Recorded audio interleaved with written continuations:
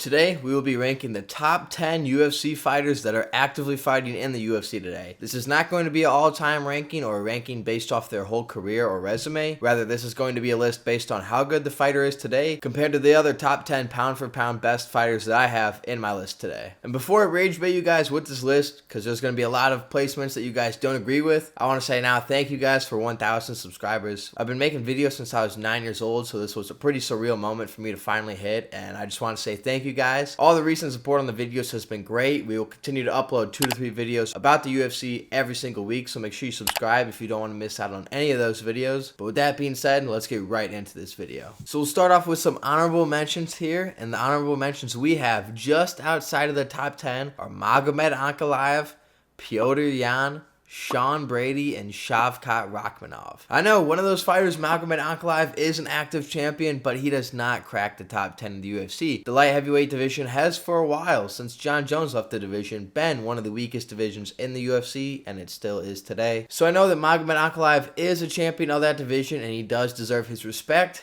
He is not a top 10 fighter in the UFC pound for pound today. The two welterweights on this list, being Shavkat Rakhmonov and Sean Brady, are both impressive fighters in their own right. However, they just don't crack the top 10. And Petr Yan is also another great fighter, who's definitely top 10 at some point in his UFC career, but not as of today, September 15th, 2025. But with the honorable mentions out of the way, let's get right into number 10. And you guys are not going to like this ranking, but it is Alexander Volkanovski. Now I know, hear me out, if this video was made even 3 years ago, Volk would be either 1 or 2 on this list, up there with Islam Makhachev. But current day Volk at age 36 is still a top 10 fighter in the UFC, but he is not one of the very top 5 best fighters in the UFC. And sure, maybe you could flip around some placements on the list, but you definitely cannot put him top 5 or top 3 fighter in the UFC today. He is past his prime. He's off the tail end of his prime now. And yes, he is an active champion. He's the people's champ. Everybody loves this guy. He simply is just not what he used to be. Now, Volkanovski is 36, which for the lower weight classes is after your prime. As you guys know, in the lighter weight classes in the UFC, skill and speed is more apparent than in the heavier weight class, such as light heavyweight or heavyweight, so your prime comes and goes quicker than it does at light heavyweight. That's why we could see a 38-year-old Alex Pereira still being the UFC champion earlier this year. But if you had a 38-year-old in any of the lower weight classes, it would be unbelievable for them to be a champion against all these other absolute machines in their prime. But this is no disrespect to Volk. His chin is just weaker than it once was. He did survive Diego Lopez, but he almost got knocked out by him. But he did beat Lopez to his credit. Still a champ, still deserves the respect, but he is just a step or two behind the fighter that he used to be just 3 or 4 years ago, 6, 7 years ago. And he can still have a few more title defenses, and I think there's a very decent chance that he will go on to do so. But I think he should retire after 1, 2, maybe 3 more title defenses, go out on a high note. We don't need to see Volk get KO'd again. That'd be bad for all of our hearts. But with that being said, Volk's at number 10. And if you guys didn't like that ranking, you guys are going to like this one even less. And I know you guys are going down to the comments right now because you guys did so earlier when I made a video about this guy. But at number 9, we have Max Holloway. And I know the first thing that went in your mind is Travis. Max Holloway has lost to Volkanovski 3 times, and you're going to have him ranked higher than Volkanovski? Yes, I am. Now, that may sound like a crazy ranking to you, but hear me out. If this was an all-time ranking or an all-time featherweight ranking, Alex Volkanovski would be higher than Max Holloway. However, this video in September 2025 is the current 10 best UFC fighters. And if we're talking about current Max Holloway, the lightweight version, the one who just beat Dustin Poirier, who had one of the better performances against Ilia Topuria that we've seen to date, who knocked out Justin Gaethje at UFC 300. I think that this Max Holloway beats the Volkanovski that's been losing to Ilia Topuria, losing to Makhachev, beating Diego Lopez in a pretty close fight. And I don't think that is that ridiculous of a take. Max Holloway is 33. He is still in his prime, whereas Volkanovski is 36. You, I, and everybody else can clearly see that he is past his prime. Volkanovski's quicker days are behind him. His more powerful days are behind him. Whereas Max Holloway still looks fast as ever, still has a good chin as proven, still has amazing defense, and has more power at lightweight. I mean, you guys were saying the same thing going into UFC 318. When I made my video telling you guys that Max Holloway was going to beat Dustin Poirier, all you guys were denying this claim. You guys were trashing me in my comments. And then what happened at UFC 318? Max Holloway beat Dustin Poirier, and it was not that close. And I'm telling you guys right now, I have Max Holloway as a barely better pound-for-pound fighter than Alex Volkanovski, and I do think that Holloway will come out with the win over Volkanovski. But again, all-time rankings, I definitely still do have Volkanovski higher than Max Holloway, and that will not change. But let's move on to a take that you guys will likely agree with, is that a top 10 fighter right now in the UFC is Jack Della Maddalena. Yes, he is the champion of one of the best weight classes in the UFC right now as welterweight, so yes, he is a top 10 fighter in the UFC today. I think that he actually is underrated by a lot of fans and doesn't get the respect that he deserves. He is one of the best boxers in the UFC today, if not the best boxer. I'd probably put Ilia Topuria above JDM right now. But this is a fighter who is 8-0 in the UFC, 9-0 if you're counting the Dana White Contender Series win that he got, and this is a fighter who is about to fight Islam Makhachev, and the odds are pretty close on that fight. And as you'll see later in this video, Islam Makhachev is ranked pretty high, so for them to have very even odds, I think that says a lot about who JDM is as a fighter and how good he really is. And yes, his wrestling could be proven more, but this guy just fought Bilal Muhammad to win the championship. Bilal Muhammad is one of the best wrestlers in the UFC. As boring as he is, he's a great wrestler. And JDM was able to just completely nullify Bilal's takedowns, and that just did not play a factor in that fight, and that is very impressive coming from JDM. It's something that none of Bilal's other opponents have been able to do. And Bilal was on a crazy winning streak in his own right. But we will see the true test for JDM's wrestling when he does face Islam Makhachev later this year in November. And subscribe to make sure you see that video, because I will have an early prediction out for JDM versus Islam Makhachev, and you guys will not want to miss that video because those videos are always great. Now, my number 7th ranked best UFC fighter as of today, you guys are not ready for this one, is Arman Tsarukyan. Yes, I know, Arman Tsarukyan is not even a champion, and we have him ranked higher than other champions like Volkanovski, like Ankalaev, like JDM, but hear me out. I think that Arman's current level of competition is higher than all of those guys, and he is showcased more. Arman is not only a great striker, but he is a great, even better wrestler than he is striker. Now, his striking is nothing insane. It's nothing like Ilia Topuria, but he's very competent in striking, and his wrestling is just at the top level in the UFC right now. Now, yes, it sucks that Arman has not been fighting recently, but he did beat Charles Oliveira, who still is looking good. Now, I can't put Arman any higher on this list because the top 10 is just absolutely stacked in the UFC. This is one of the best UFC rosters we've had in a long time. We have great UFC fighters flooded throughout the entire roster, throughout every single division in the roster at this point. It is truly a very good time to be a UFC fan. You're seeing high-level MMA. But Arman Tsarukyan does deserve his credit, and he does deserve to be the number 7th ranked fighter. He almost beat Islam Makhachev years ago. It was a pretty good fight then, and a lot of people, myself included, were very interested to see UFC 311, where it was supposed to be Arman Tsarukyan versus Islam Makhachev. I think that Arman Tsarukyan has the best chance to beat Islam Makhachev, maybe even more than Ilia Topuria. We will discuss this later in the video, but Arman Tsarukyan right now, I view him in the same tier with Ilia Topuria and Islam Makhachev when we're just comparing skills. And I think that fights between all three of those guys are something that needs to happen in the UFC and are going to be very high-level matchups. So for that reason, I have him at number 7. And at number 6 in the UFC, we have the undisputed heavyweight champion of the world, Tom Aspinall. And I'll tell you guys, Tom is the real deal. He's 8-1 in the UFC, and his only loss was to Curtis Blaydes, which he recently just got back in a round 1 knockout over Curtis Blaydes in his last fight to defend the interim championship. Tom Aspinall is dominating his division. He's beating everybody in the first round.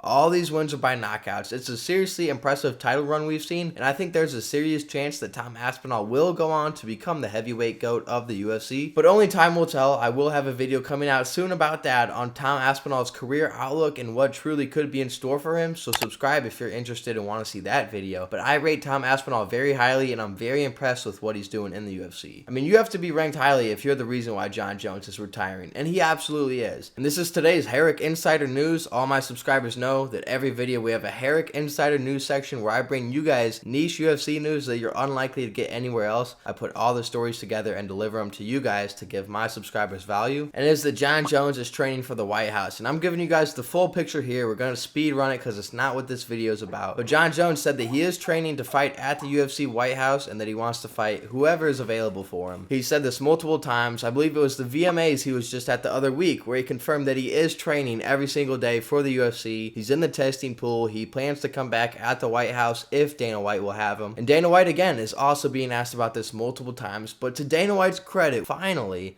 is that he is finally shutting down the idea of Jon Jones coming back to the UFC, at least at the White House event. Which, as great as Jon Jones is, this is huge for UFC fans because you can't rely on Jon Jones to fight at the UFC White House, nor should Jon Jones be awarded with a fight at the White House, given how he just played out this heavyweight division, stalled every heavyweight's UFC careers, which are UFC careers only so long, and to put a division on hold because you don't know if you want to fight a guy is just ridiculous. So shout out Dana White for shutting those rumors down, and that just proves that Tom Aspinall was the reason that Jon Jones retired. And I'll tell you guys this, there is not an MMA fighter in the world right now that would beat Tom Aspinall. I would put money on that claim right there. I think you could put anybody against him, and Vegas odds makers would have Tom Aspinall favored over people like Francis Ngannou, Jon Jones, Magomed Ankalaev, Khamzat Chimaev. I mean, you could name any UFC fighter, any MMA fighter, put anybody in the octagon with him, and I think that Tom Aspinall would be favored to beat any of those fighters. And a lot of that is due to size and skill. When you combine it all at heavyweight, you are just a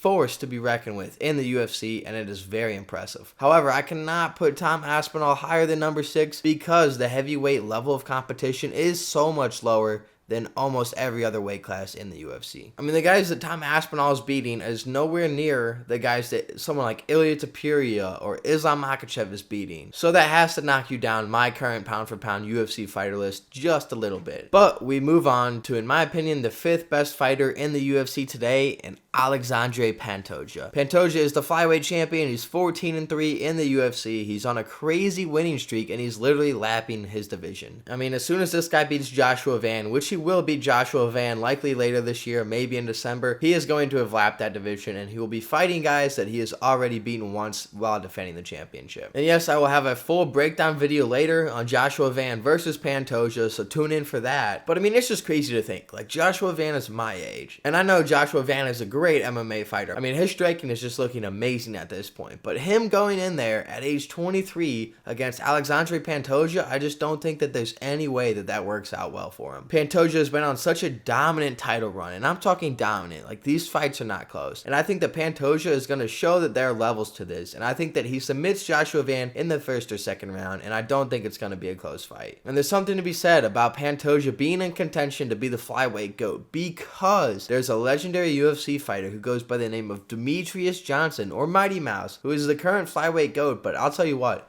Pantoja is not many wins off from surpassing Demetrius Johnson, which is one of those Wayne Gretzky records that nobody ever thought would be broken, but it actually could be broken by Pantoja. And I will tell you, most casual fans, as you guys know, do overlook Pantoja because not a lot of people pay attention to the flyweights. They find it less interesting because it's a lighter division. And there's also a lack of superstars in the flyweight division. However, you cannot discredit what Pantoja is doing. It is truly special right now. And I will tell you guys, in this top 5, there's a difference in top 5 versus the rest of the fighters on this list. And the top 5 fighters in here are stacked. I mean, we're going on to all these guys. You can make a case for all of them, most of them, to be the best fighter in the UFC. And moving on to number 4, we have a great fighter. It was hard for me to pick him here, but it is Merab Dvalishvili. And let me tell you guys about Merab. He is by far not the most interesting fighter to watch. He has a little bit of the Bilal Muhammad factor to him, being boring, just wrestling dominant, but not interesting wrestling. It's just kind of hold the guy down, you know, win by decision. And it is true. However, what he's doing and who he's doing it against is seriously impressive. I mean, we're talking about a guy who is champion on a 13-fight win streak in one of the most skilled divisions in the UFC right now. He is the bantamweight GOAT, which is his division right now. And this guy just submitted Sean O'Malley, which I know you guys right now are thinking O'Malley's overrated. And maybe he did just get the perfect opportunity to become champion, but O'Malley was never stopped in his career before. And Merab Dvalishvili just submitted him. And this was a fight that was supposed to be a lot closer, you know.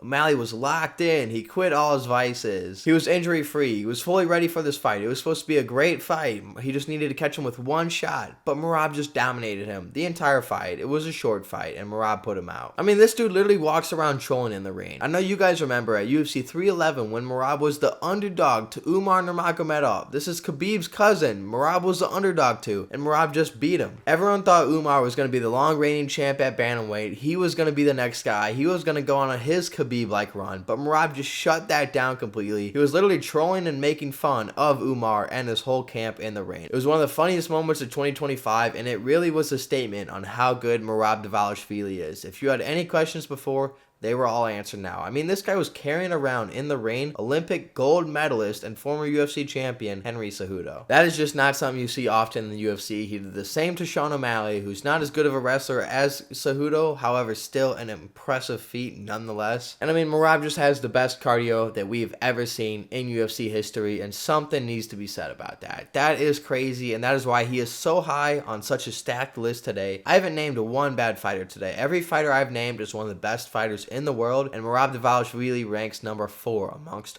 all of them. However, the top 3 is just that good that we can't rank him any higher. And after UFC 319, you guys all agree this dude deserves a top placement, and that is Jurikis du Plessis. No, I'm just messing with you. It's Khamzat Chimaev.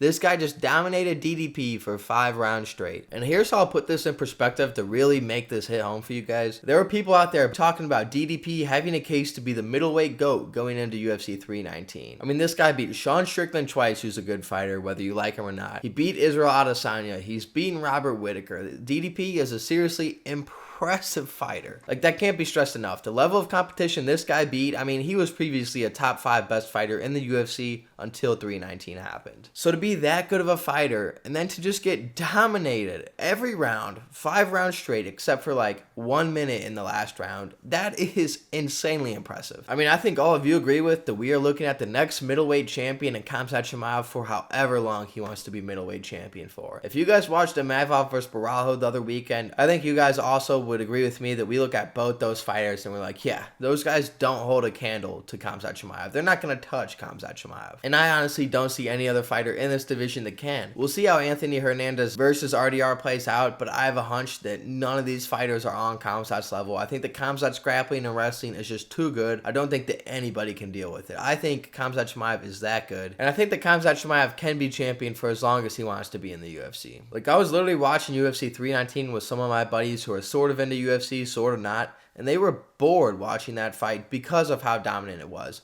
And this is a fight that I was hyping up to them for like the last 3 months. I'm like, boys, we have to watch this fight. And these guys were almost falling asleep over here in the corner watching this fight. It was that dominant and that boring of a fight because of the domination to the casual fan. I mean, we still found it impressive how dominant that fight was. But I mean, if you can make DDP look that bad, you are just one of the best fighters in the UFC, and you can't argue that. I also think that Khamzat Chimaev has the best potential out of any UFC fighter right now to become a 3-division champ. I mean, welterweight he was already dominant in. The only question is, can he make the weight? But if he can, I think he beats anybody there to become champion. And then looking at light heavyweight, I think he beats everybody in that division decisively. Like, not even close. I talked about how that's a weaker division earlier in this video, except maybe Magomed Ankalaev. I think the Khamzat skills are definitely better than Ankalaev's skills, but we'll just see how it plays out with the size and being ready for lightweight division, that Ankalaev will have that advantage over Chimaev. Ankalaev's been at the division his whole UFC career, whereas Khamzat Chimaev's been jumping around divisions, so his body is not likely to be as ready for light heavyweight as Magomed Ankalaev's is. However, part of me also just thinks that Khamzat Chimaev's good enough to where that wouldn't even matter. He would go in, beat Ankalaev, and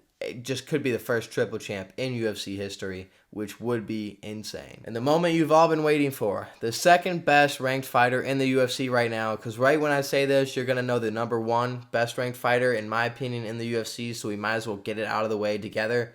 The number 2 ranked fighter in the UFC today is Ilia Topuria. And you guys all know from the last video, it's pronounced Topuria. We all know that, but we'll get that out of the way. This guy is an ore-mogging machine. I recognize it that he is on the best 3-fight win streak in the UFC, like of all time. And you guys might be like, Travis, how does that not have him at number 1? Well, because as you figured out by now, my number 1 ranked fighter is Islam Makhachev. Because of how tied together they are, they're right next to each other in weight classes. It's very likely that they will fight each other in the UFC. It's hard to look at this list with it being the pound for pound best fighters and not look at, oh, well, if they're going to be right next to each other, the easy way you could decide who's 1 and who's 2 is who would beat the other one in a fight. And I do think that Islam Makhachev and Ilia Topuria both pose the biggest threat to each other to end each other's winning streaks. I think they're the hardest matchup for each other. My gut just still tells me that Islam Makhachev wins that fight. I think that Islam Makhachev is the bigger fighter. I don't think that. I know that. But I think that that, combined with the wrestling advantage, is going to be enough for Islam Makhachev to beat Ilia Topuria. But I mean, again, we're talking about the 2 best fighters in the UFC right now. 2 insanely good fighters, but I just have that edge going to Makhachev. Makhachev. And I know that Ilia Topuria is a great wrestler. I know that he had Charles Oliveira and Crucifix, which is insanely impressive. But he also almost got heel hooked by Charles Oliveira. He did step out of that, and he did knock out Charles Oliveira, which is impressive. But if we're going to really look at that Charles Oliveira win, you guys know I'm a huge Charles Oliveira fan. However, I would be lying if I told you guys that Charles Oliveira is still in his prime. I would be lying if I told you guys that this Charles Oliveira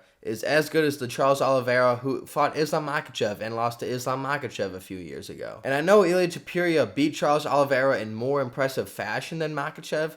Ilia knocked him out, whereas Makhachev submitted him. Both are impressive, but I will tell you guys that the Charles Oliveira that fought Makhachev is better than the Charles Oliveira that fought Ilia Topuria. So when you weigh all that out, I think that those wins wash. They both beat Charles Oliveira. One was better, one wasn't. One was a more impressive win, one was slightly less impressive, but still impressive. And I know that Ilia Topuria knocked out Volk, and he knocked out Max Holloway, and this is all so impressive, and it truly is. But I just don't think that he beats Islam Makhachev. But I think that he definitely can beat Islam Makhachev. However, I'm just saying that if I had to give a really early prediction for a fight that may or may not ever happen, I still give the edge to Islam Makhachev. However, Makhachev's next fight at UFC 322 in November will tell us a lot that we need to know about Makhachev versus Topuria, and I will have many videos coming out about that as we get closer to that date, so make sure you subscribe, hit the bell so you don't miss those. And I will have a Topuria versus Makhachev full fight breakdown if that fight ever does come to fruition, which I really hope and think that it will if possible, because with the UFC missing out on it the first time around and then missing out on a John Jones fight, they need all these super fights they can get because they are slipping right through their fingers. But here's the fun part of this video. I just laid out my top 10 fighters in the UFC, and I'm sure in your mind that I snubbed somebody from this list, or maybe some of my rankings should have been flipped. So this is the part where you guys get to let me know down in the comments, who did I miss out on? Who should have been on this list? Which rankings should be flipped? You guys can talk to me, talk to the other people in the comments. We'll chat about all this down below. With that being said, likes and subscribes are appreciated. They help out more than you could ever know in the YouTube algorithm. We continue to make 2 to 3 great UFC videos per week, and we're building a real fun MMA community down in the comments below, so it would be awesome if you guys join us to be a part of that. But thank you guys for watching this far. I really appreciate it, and with that being said, I will see you guys later in the week for the next upload. Deuces.